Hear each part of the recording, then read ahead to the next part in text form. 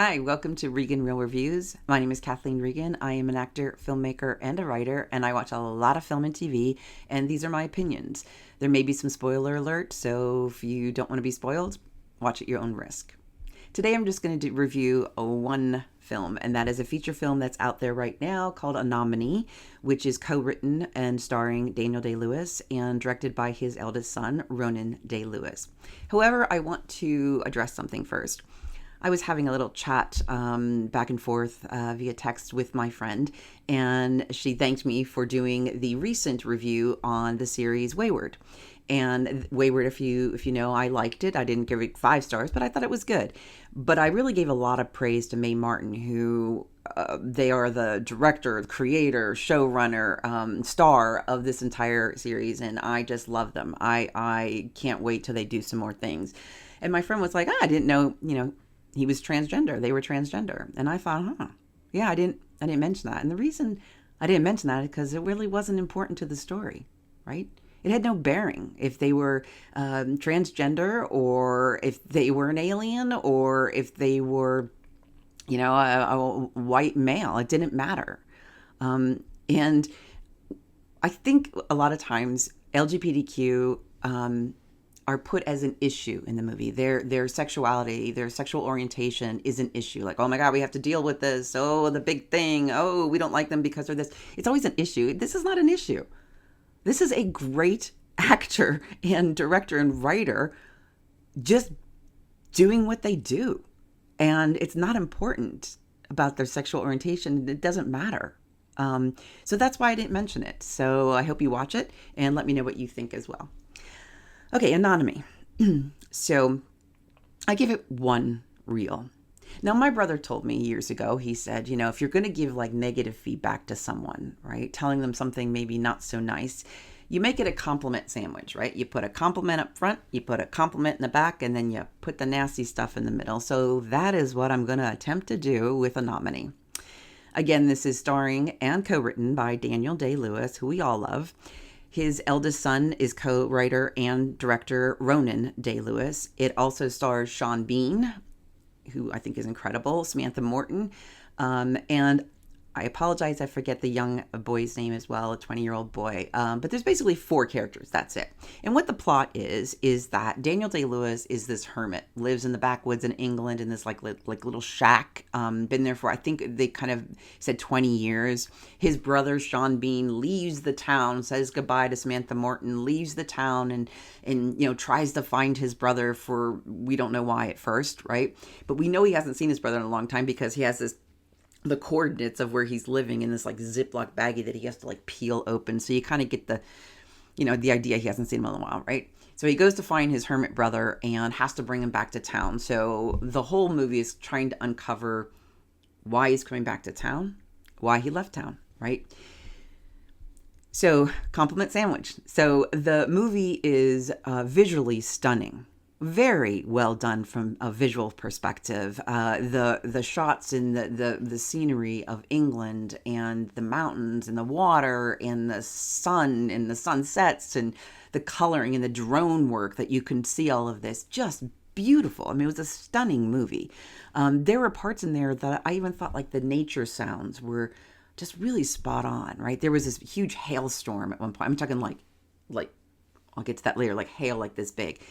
Just the sound itself was it was great. It was enveloping. It kind of, you loved it. It had sound of wind that was just beautiful. So there's the compliment up front. This movie wasn't good. It just wasn't. And I so wanted to be good. As a matter of fact, I paid for a ticket not only to see this when it premiered at the New York Film Festival. I saw it somewhere else, but it was the same week it premiered. But I also paid to go to the talkback afterwards with Ronan Day-Lewis and Daniel Day-Lewis and Sean Bean. I couldn't wait for this. I was so excited, and I did not like it at all. I felt like, first of all, there's not a lot of dialogue at all. So I'm not sure. It took 4 years for Ronan and Daniel Day-Lewis to write this. I'm not sure what took 4 years. There's not a lot of dialogue at all, and only dialogue really, and only real monologues, except for one small one that Samantha has. The only monologues are Daniel Day-Lewis's, which, don't get me wrong, I can listen to him all day, but listening to him all day doesn't make a film. doesn't make a good story, doesn't make it interesting, right? So there was not a lot of writing. There was some really odd scenes. Like there was like this talking ice sculpture, this woman floating, and they're not explained. You have no idea why they're there. They're not explained. You don't understand it. There were other inconsistencies as well. And based on those two kind of odd things, you don't know if these were supposed to be odd as well. Like this hailstorm I told you about, hail this big. Okay, first of all, there's not hail that big. And if they are, I apologize if it's somewhere else. I've never seen it, never heard about hail the size of bigger than a baseball. I never saw it.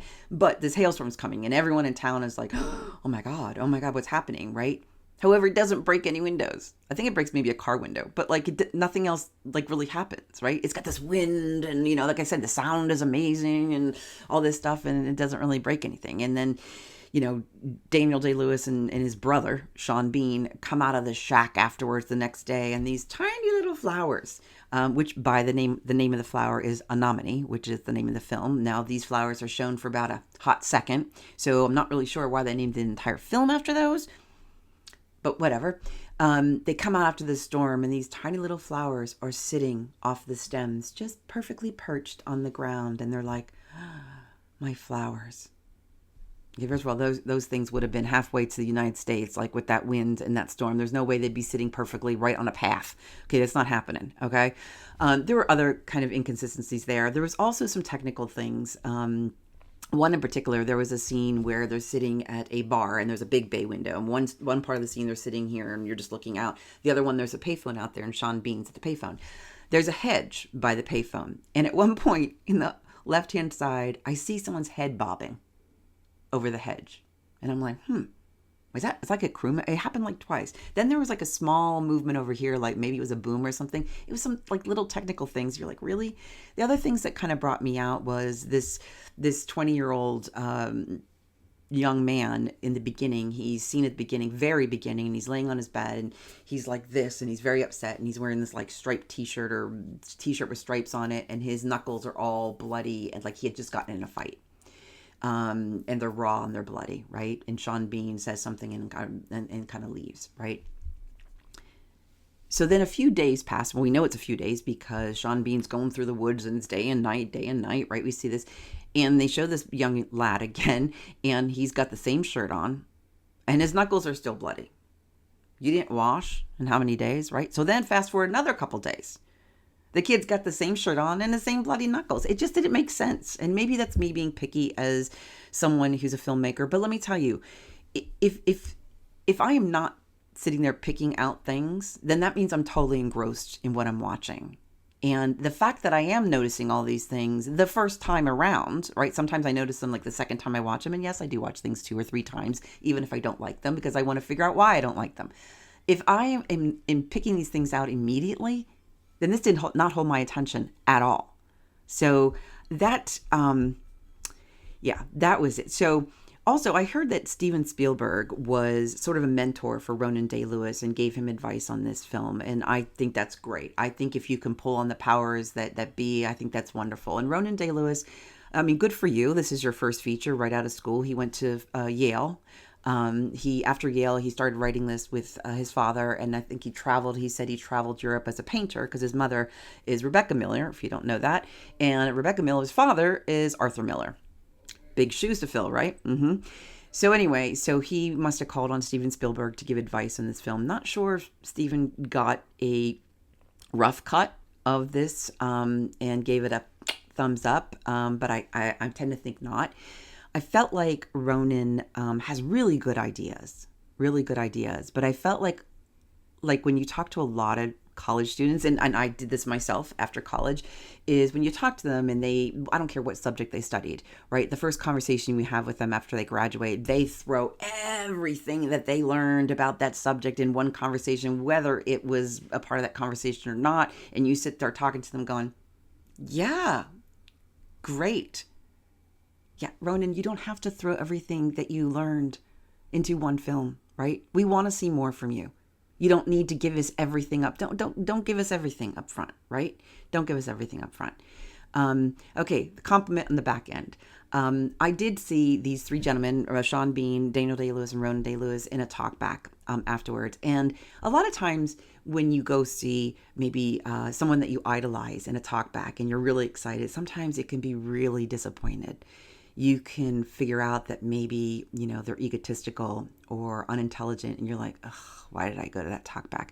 I was glad I went to this one, not because of the moderator, because the moderator did not ask great questions, or questions in general that made sense. And after she called Sean Bean Sean Penn a few times, the moderator aside, all three of these gentlemen to me were humble, grateful to be there, grateful to be in this feature, grateful to be accepted, and just got along well. Daniel Day-Lewis himself, well, I got a sense of him being humble. I also got a sense of this confidence that was not only very grounded, but he knew what he wanted to say and what he didn't want to say. And it wasn't superior, it wasn't condescending, it wasn't elusive. He was just very grounded. You could tell he was very proud of his son. He would look at him in a way, that was just kind of like a proud daddy. Sean Bean, also very grounded, humble. And what I liked about Ronan Day-Lewis too is, yes, humble as well. I'm going to use that word again, but there was an extra feeling that he was surprised he was there, and he probably felt like he shouldn't be on this stage. He was so grateful. So I really appreciated that from all the gentlemen. All the gentlemen on that stage, I thought, answered the questions appropriately. Then there were questions. They helped each other out. One of the things that Daniel Day-Lewis said, and John Bean's character listens a lot, right? Because Daniel has a lot of these monologues. He listens a lot. And Daniel said, that's a lost art amongst actors. Really actively listening in the moment is a lost art. And I agree with him. It is very hard, especially for 2 hours and 10 minutes, to do nothing but listen and be in the moment and react. Really just react. And Sean Bean does it expertly. Also, I will go back to this film when it's free, and I will fast forward to the many monologues that Daniel Day-Lewis has, because just watching those monologues is a masterclass in how to perform a monologue. The depth and that he got in these monologues were they were perfection. So yeah, there's my compliment sandwich. And so yeah, one reel. But let me know what you think. If you go see it in the theater, good for you. If you wait for it on streaming, either way, let me know what you think. And thanks for watching Reel Reviews.